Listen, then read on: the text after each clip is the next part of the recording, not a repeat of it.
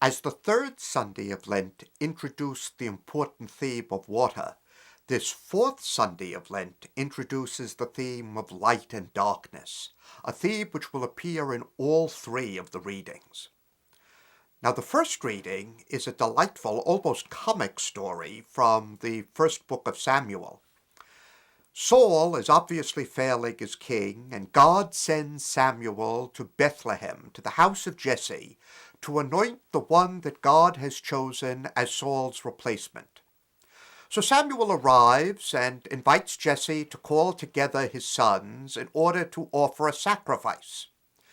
And as the sons come in, one after another, Samuel says, "Oh, this is a stunning-looking young man. This is somebody with strength and character and obvious intelligence and talent. This is clearly the one that God has chosen."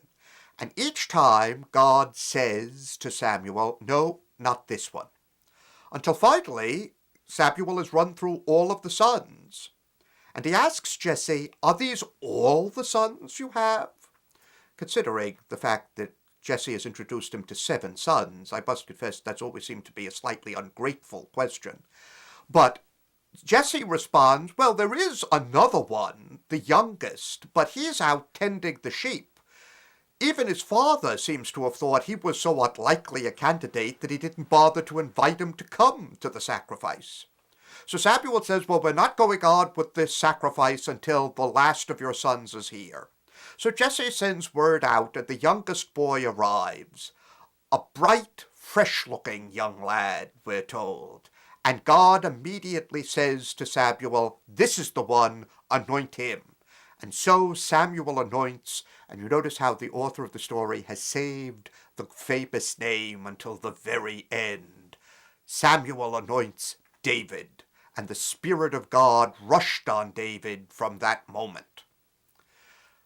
In the context of this week's readings, it seems to me that the key in this first passage is the insistence that God does not see the way we human beings see. That, as the passage says, we look at appearances, whereas God sees into the heart. So all of the 7 whom Jesse thought would have been a perfectly wonderful choice, for whatever reason, are not the ones that God has chosen. Whereas the last of them, the youngest, the least, the runt of the litter, the one that even Jesse, his father, didn't think worthwhile calling in, turns out to be the great King David. That insistence that God sees what we don't see is picked up again, of course, in the gospel passage. Indeed, the leaders of the people can't see at all why they should have anything to learn from the man born blind. "Who are you to instruct us? You've been steeped in sin since your mother's womb," they tell him, and throw him out of the gathering of the Sanhedrin. The insistence is that one must see below the surface. One must see deeply into the reality of things. That theme, of course, is made very obvious in the gospel passage in the cure of the man born blind. One who has never been able to see at all, one who has lived in darkness, in the words of the prophet Isaiah, is now brought into the full light of day. Now he can see. But you notice, when he begins to see, his sight does not immediately lead him to the fullness of truth. He has to learn how to use his sight. So, for example, when the leaders ask him, "Well, precisely who was it who cured you?" He tells them the story 3 times, as it happens. He tells them the story. But he doesn't know what Jesus looks like, because Jesus left him as soon as he was cured. He can see, but he doesn't yet see the source of his enlightenment. He hasn't seen the origin of his healing. Only slowly, only gradually does he come to see the one who has given him light. And notice, he doesn't get to see Jesus face to face until he has been willing to bear testimony to Jesus. It's only when he insists on telling the truth, when he insists on recounting his experience, And you remember last week in the third Sunday's Gospel, we heard the importance of being able to live from our own experience and not only from what others have reported to us. It's only when this week the man born blind insists on the truth of his own experience that he is able finally to come face to face with Jesus. Notice also the way in which sight is given to him. Jesus sends him to wash in the pool of Siloam. Light goes on for him when he is washed in the water. This, of course, is again a reference to baptism and a recollection of the water theme from last Sunday's readings. But how is it that light is given to us? Well, that's going to be an enormously important theme in the Church's celebration at the Easter Vigil. Remember, we, all of us, those already baptized and the catechumens who are prepared for baptism that evening, will begin the Easter Vigil in darkness. This theme of light and darkness will, of course, be dramatically expressed in the liturgy at the Easter Vigil. Remember, all of us, both those of us who are already baptized and the catechumens who are prepared for baptism that evening, will begin the vigil in total darkness. And into that darkness, breaking the hold of that darkness, will come the new light of the risen Christ, expressed in the Easter candle. And from that one light shining in the darkness, light will spread to all of the other candles throughout the church, including the candles that each one of us will be holding. Out of that light of Christ comes light for the whole of the darkened world. We, of course, don't get to experience that ritual with all of its drama the way people in the ancient church did.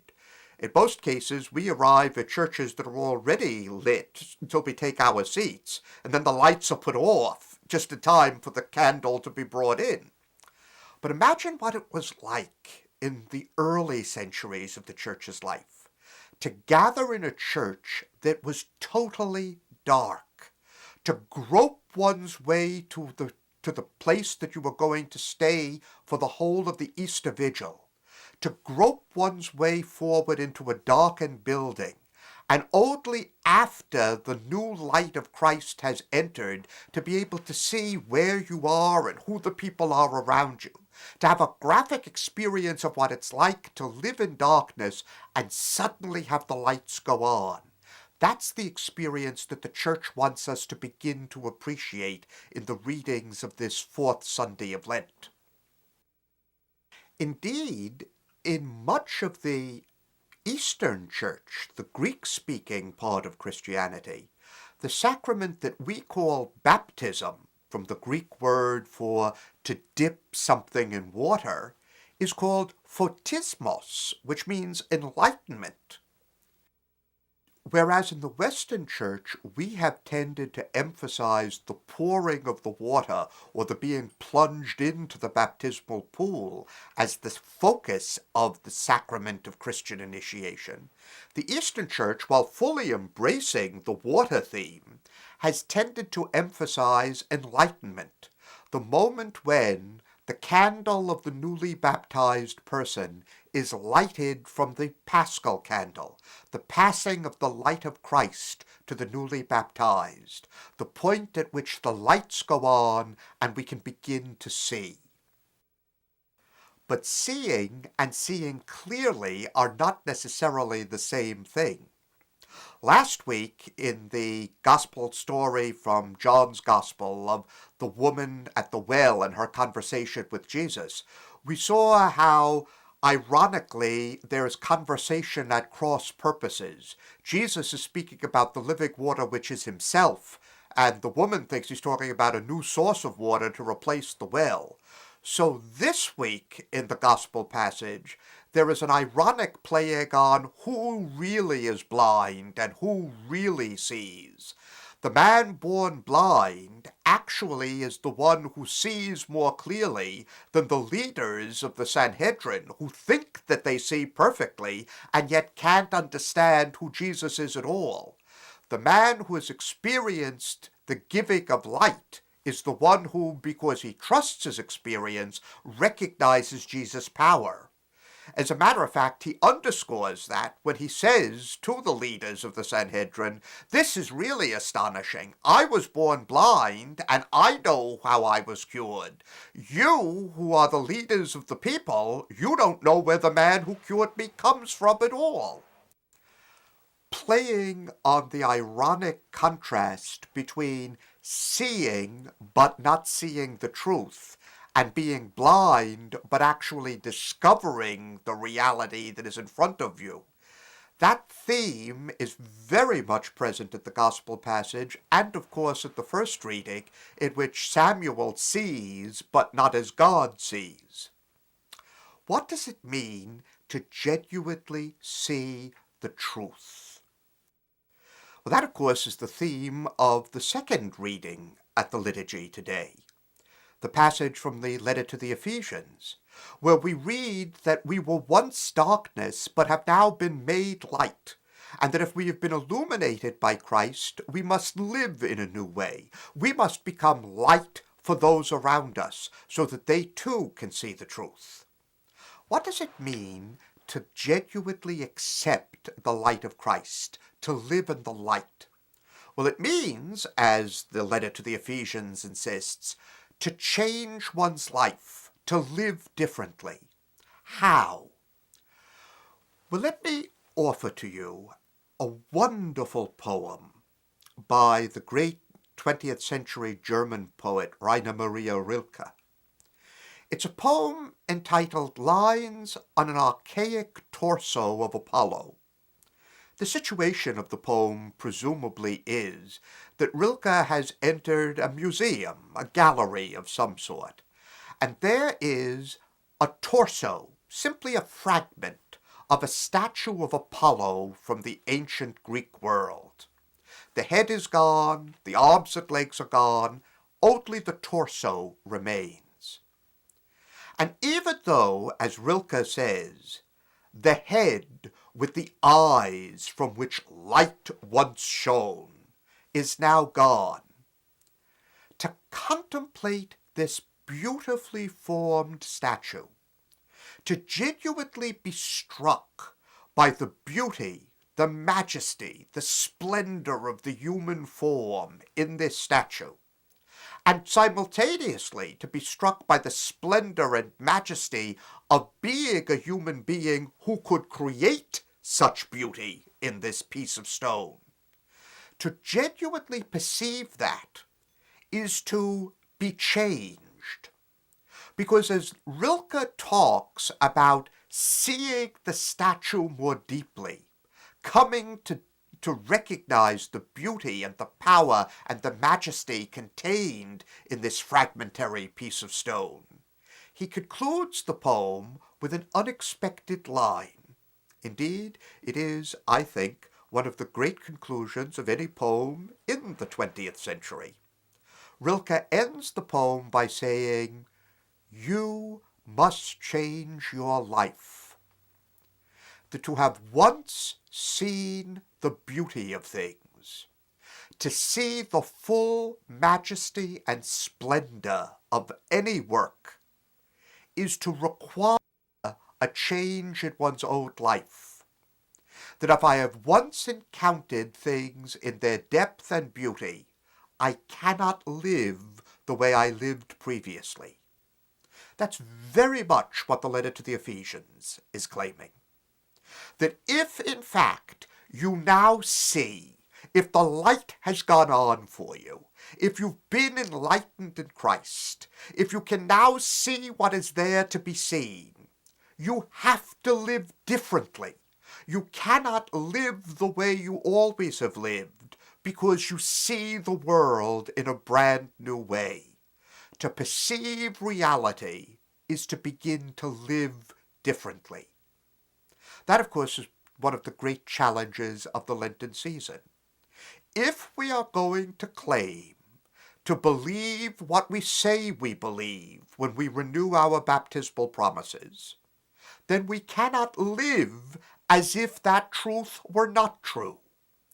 If we have seen it and begun to experience it, if we've begun to incorporate it into ourselves, if like the Samaritan villages in the third week of Lent's Gospel, we are now living because of what we have experienced for ourselves, then we have to live as transformed human beings. That, of course, has always been the Church's invitation to those preparing for baptism, to the catechumens.